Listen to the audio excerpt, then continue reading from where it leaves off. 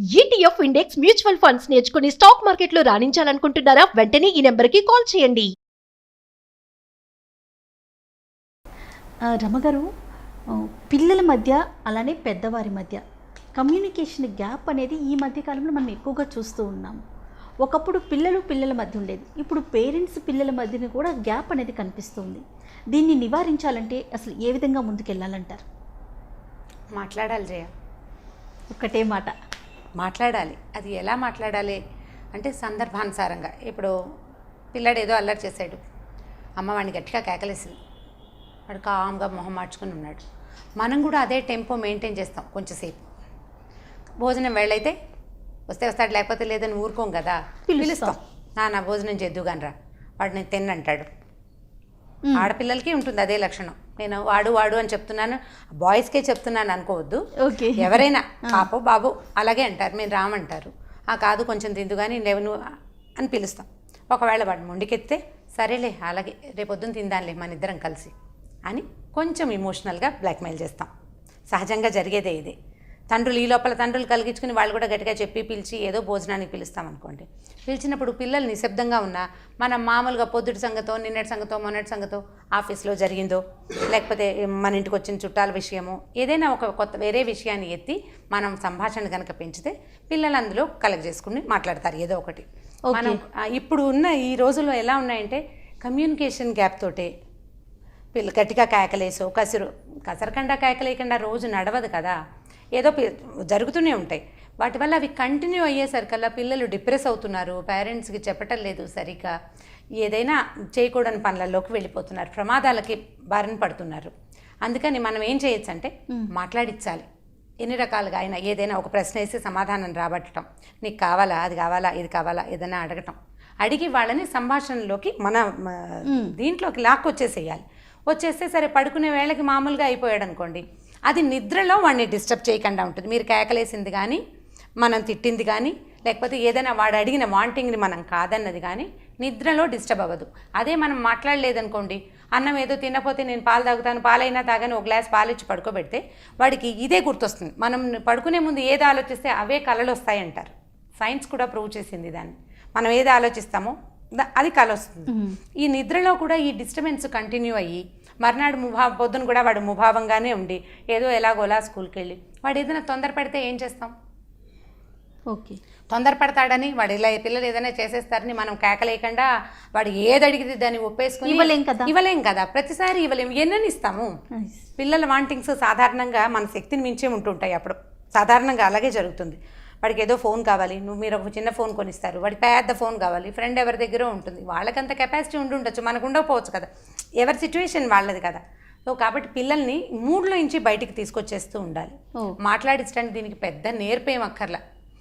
రేపేమవుతుంది అనే భయం మనకి కనుక ఉంటే మనం కమ్యూనికేషన్ని సరి చేసుకుంటూ ఉంటాం. ఈ సరి చేసుకునే విధానం మీద ఒక చిన్న కథ ఉంది. ఒక ఊళ్ళో అమ్మ నాన్న ఉన్నారు, వాళ్ళకి ఒక 4 అమ్మాయిలు ఒక అబ్బాయి ఉన్నారు.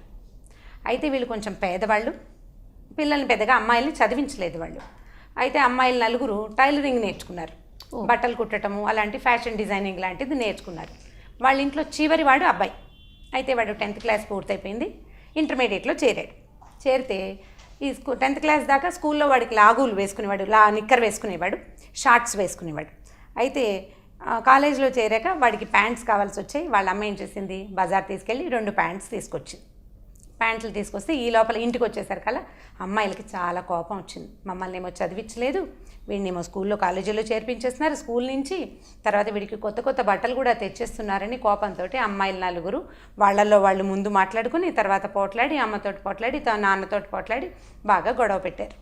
సరే ఏమైంది, అమ్మాయి ఈ లోపల ప్యాంట్లు తెచ్చింది కదా, ఈ గొడవ పెట్టారు, సరిగ్గా అన్నాలు తినలేదు, ఏదో మాట్లాడుకుంటూ వాళ్ళు ముభావంగా వాళ్ళే మాట్లాడుకుంటూ వీళ్ళతో మాట్లాడకుండా టచ్ మీ నాట్ లాగా ఉండిపోయారు.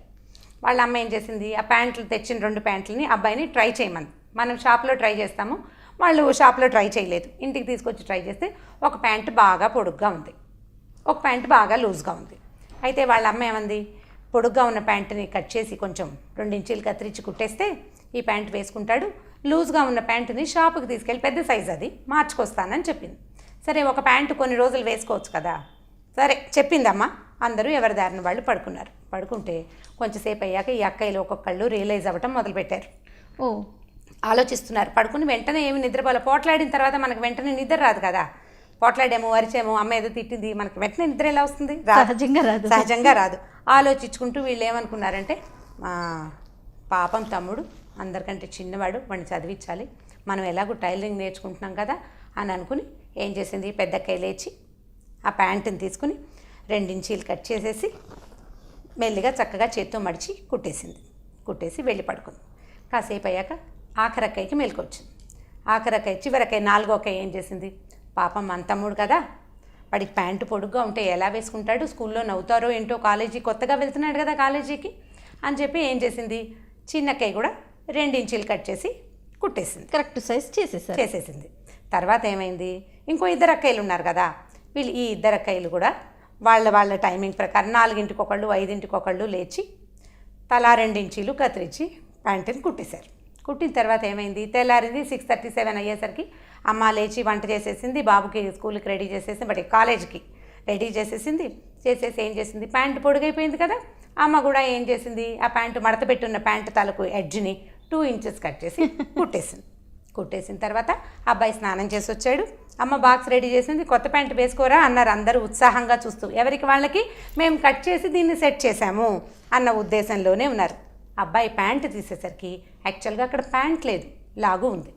చూడండి, 4 అక్కయ్యలు, అమ్మ అందరూ తలా ఒక 2 ఇంచెస్ కట్ చేస్తే ఎంత ఉంది, 5 × 2 10 ఇంచెస్ ప్యాంటు కట్ చేస్తే అది నిక్కర్ అయిపోతుంది. ఎందుకు ఇలా జరిగింది, ప్రేమ. వాళ్ళు ప్రేమతో చేశారు, కానీ కమ్యూనికేషన్ తోటి చేయలేదు. ఎస్, ఎవరైనా ఒకళ్ళు కట్ చేయండి కుట్టండి అని కనుక అమ్మ చెప్పుంటే ఎవరికి పని చెప్తే వాళ్ళు చేసి ఉండేవాళ్ళు. కానీ ఎవరికి వాళ్ళు తమ పని చేయటమే ముఖ్యంగా భావించారు తప్ప మిగిలిన వాళ్ళతోటి మాట్లాడలేదు.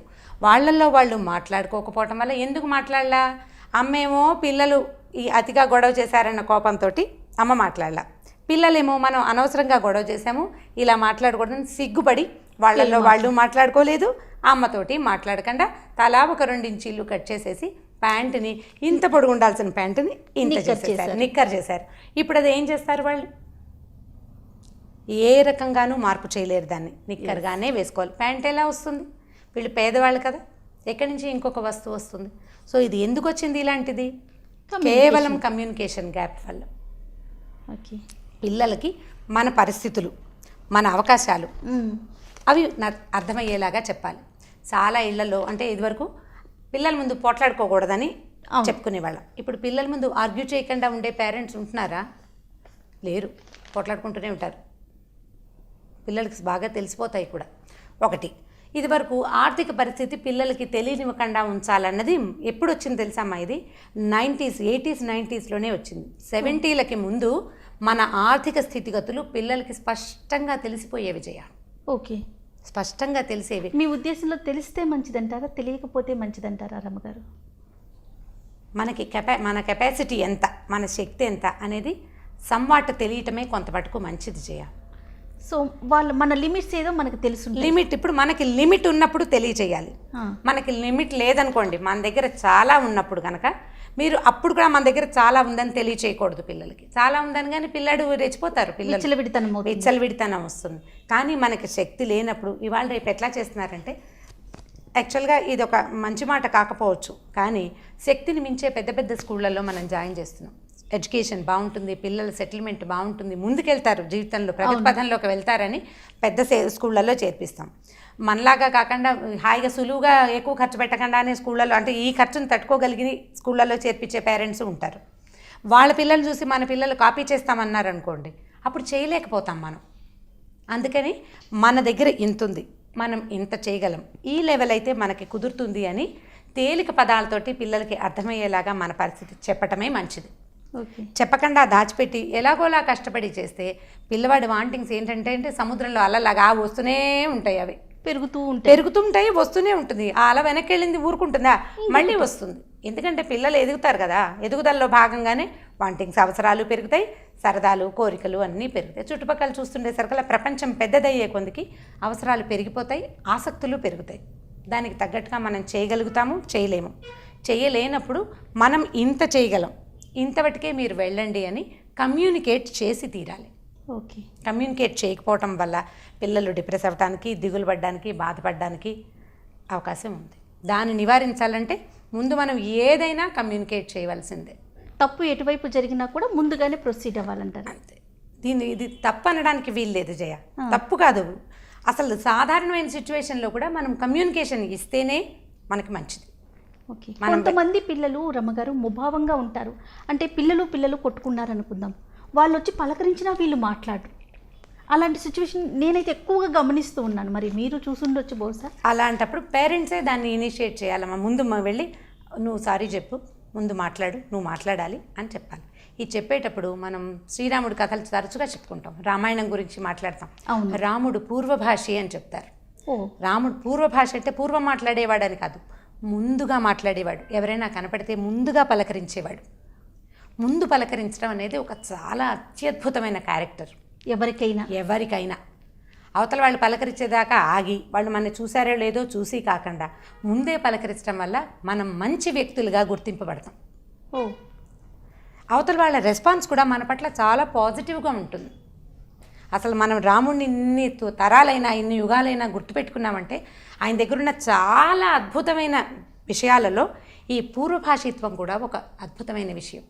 రాముడు ఆంజనేయుడిని కూడా రాముల వారే ముందు పలకరించారని చెప్తారు వాల్మీకి రామాయణంలో. ఆంజనేయుడు హనుమంతుడు చూశాడు రాముడిని లక్ష్మణుడిని చూసి ఆయన వేషం రూపం మార్చుకుని వెళ్ళాడు దగ్గరికి. అప్పుడు రాముడే హనుమంతుడిని ముందు పలకరించాడు, ఎవరినైనా నువ్వు అని. ఓకే. రాముడు ఆంజనేయుని పలకరించడమే కాకుండా జటాయువుని రాముడే పలకరించాడు ముందు, శబరిని రాముడే పలకరించాడు ముందు, సుగ్రీవుణ్ణి ఆంజనేయుడు తీసుకొచ్చి పరిచయం చేసినప్పుడు కూడా రాముడే ముందు పలకరించాడు. అందుకే రామచరిత్ర కానీ రామాయణం కానీ అంత పవిత్ర గ్రంథంగా మారాయేమో. జ్ఞాపకం పెట్టుకున్నామమ్మా, మనం గుర్తు పెట్టుకున్నాం. ఇప్పుడు పూర్తిగా రాముడు దేవుడు అనడానికి అసలు ఈ సిచ్యువేషన్లో మనం అవన్నీ మాట్లాడుకోక్కర్లేదు. కానీ రాముడు పాపం ఆయన రామాయణంలో ఎక్కడా నేను దేవుణ్ణి అని చెప్పలేదు, నేను మనిషిననే చెప్పారు. మనుషులకి ప్రధానంగా ఉండవలసిన లక్షణం ఏంటంటే చక్కగా మాట్లాడడం, చెప్పిన మాట నేను పాట చేస్తాను అని చెప్తే అదే చేయటం. ఏది నేను చెయ్యను అంటే ఎప్పటికీ దాన్ని చెయ్యకపోవటం.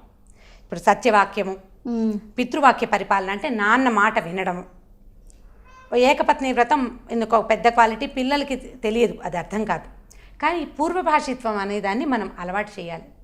ఇద్దరు కొట్టుకున్నారు ఫ్రెండ్స్ని, ఒక హగ్ ఇవ్వు, వీటితో షేక్ హ్యాండ్ ఇవ్వు, మళ్ళీ మాట్లాడుకోవాలి, మీరు ఫ్రెండ్స్ కదా అని పిల్లల్ని మనం ఎంకరేజ్ చేయాలి. ఎంకరేజ్ చేస్తుంటే చిన్నప్పుడు మాట్లాడరు, కోపం వస్తుంది, సిగ్గుపడతారు, అవమానంగా ఫీల్ అవుతారు, అప్పుడు మాట్లాడుకోరు. కానీ మనం ఎంకరేజ్ చేసి కనుక ప్రయత్నం చేస్తే పిల్లల్ని పూర్తిగా రాముడిలాగా మార్చలేకపోయినా కొన్ని క్వాలిటీస్ అయినా రాముడు పిల్లవాడు తీసుకోగలుగుతాడు. దానివల్ల ఏమవుతుంది, మావాడు దేవుడు అవుతాడా అని ప్రశ్నిస్తే మనం చెప్పలేం చేయం. ఎందుకంటే ఇప్పుడు పిల్లలు పరమ దుర్మార్గమైన విషయాలు తెలుసుకుంటున్నారు. పిల్లలు నెట్ ద్వారా అనుకోండి, పుస్తకాల ద్వారా అనుకోండి, సినిమాల ద్వారా అనుకోండి, ఫ్రెండ్స్ శుభ్రమైన పిల్లవాడిని కూడా కొంచెం చెడు ఆలోచన ఉన్న పిల్లలు చెడగొట్టేస్తూ ఉంటారు. ఒకవేళ ఇద్దరు మంచి పిల్లలు ఉన్నారనుకోండి, ఇద్దరు మంచి పిల్లలు మూడో వాడిని సరి చేయడానికి అవకాశం ఉంటుంది కదా. సో అప్పుడు మనం వీడి దగ్గర మంచి విషయాలు ఉన్నాయి, మనం ఇలా కమ్యూనికేట్ చేసి మాట్లాడుతూ ఉండటం వల్ల పిల్లలు వాళ్ళ దగ్గర జరిగిన సంగతులను కూడా మనకి షేర్ చేస్తారు. తల్లులతో అలా జరిగింది, ఇలా జరిగింది, వాడు ఇలా అన్నాడు, నేను ఇలా అన్నాను, అమ్మ ఇలా చెప్పింది నాకు అని చెప్తారు. చెప్పినప్పుడు అమ్మ అలా చేయకూడదు, అలా చేస్తే కష్టం, ఇలాంటి ప్రాబ్లమ్స్ వస్తాయి అని కనుక మనం 2-3 సార్లు చెప్పామనుకోండి. అండ్ ఏ పిల్లలైతే వీళ్ళతోటి చెడు మాటలు చెప్పారో వాళ్ళని మనం ఇంటికి పిలిచినప్పుడు కేకలేయకుండా, మాట్లాడకుండా ఊరుకుని మంచి మాటలు మాట్లాడే పిల్లల్ని మనం ఇంకొంచెం దగ్గరికి తీసి వాళ్ళతోటి కూడా మనం కమ్యూనికేషన్ని కనుక పెంచుకుంటే 3-4 గ్రూపులో సాధారణంగా పిల్లలు 1-2 ఫ్రెండ్స్ ఉంటారు, 5 గ్రూపు 7 గ్రూపు ఉంటారు. 4 పిల్లల్ని మనం సెట్ చేస్తే ప్రతి తల్లి, మిగిలిన 3 పిల్లలు ఆటోమేటిక్గా సెట్ అయిపోతారు. నా పిల్లాడు ఒకడే నాకు ఇంపార్టెంట్ అంటే కుదరదు. ఇప్పుడు మనవాడితో పాటు చుట్టూతా ఉన్న పిల్లలందరినీ కూడా మనం సెట్ చేయవలసిందే. వాడి ఫ్రెండ్స్ని ప్రతిసారి మనం మానిటర్ చేయలేం కదా. ఫ్రెండ్స్ ఆ బాధ్యత అనేది తల్లే తీసుకోవాలి. తీసుకుని మనం కనుక వాళ్ళు పోట్లాడుకున్నారు, పిల్లలు 3 పోట్లాడుకున్న పిల్లలు ఇద్దరిని దగ్గర తీసి మాట్లాడుకోవాలి. ఒక షేక్ హ్యాండ్ ఇవ్వండి, ఒక హగ్ ఇవ్వండి. మీ ఇద్దరు ఫ్రెండ్స్, అప్పుడెప్పుడో మీ ఇద్దరు కలిసి ప్రాజెక్ట్ చేశారు, మొన్న దాకా మీ ఇద్దరు కలిసి సినిమాకి వెళ్ళారు, అలాంటి మంచి విషయాలు గుర్తు చేసి వాళ్ళిద్దరిని మళ్ళీ క్లోజ్ చేసేందుకు ప్రయత్నం చేస్తే కనుక, కమ్యూనికేట్ చేస్తే, మీరు అడిగింది అదే, కమ్యూనికేట్ కనుక చేస్తే వాళ్ళిద్దరి మధ్య ఉన్న ఆ కమ్యూనికేషన్ గ్యాప్ని కనుక మనం సెట్ చేస్తే చాలా ఈజీగా ఉంటుంది. ఇలాంటి కమ్యూనికేషన్నే తల్లి పిల్లలు, తండ్రి పిల్లలు ఎస్ వాళ్ళ మధ్య డెవలప్ అవుతుంది. ఇది ప్రయత్నం చేసి సాధించాల్సిందే. పిల్లలకి మీరు అన్నట్లుగా రమ్మగారు చిన్నప్పటి నుంచే మనం అలవాటు చేసి రేపు పెద్ద అయిన తర్వాత వాళ్ళ లైఫ్లో వచ్చేదాన్ని వాళ్ళు అధిరోహించగలుగుతారు. కొత్త ఏ సమస్యనైనా సులువుగా ఎదుర్కోగలుగుతారు. ఎస్ ప్రతి ఒక్కరితో మింగిలి కాగలుగుతారు. కాగలుగుతారు. థ్యాంక్ యూ సో మచ్ రమ్మగారు. థ్యాంక్ యూ అండి.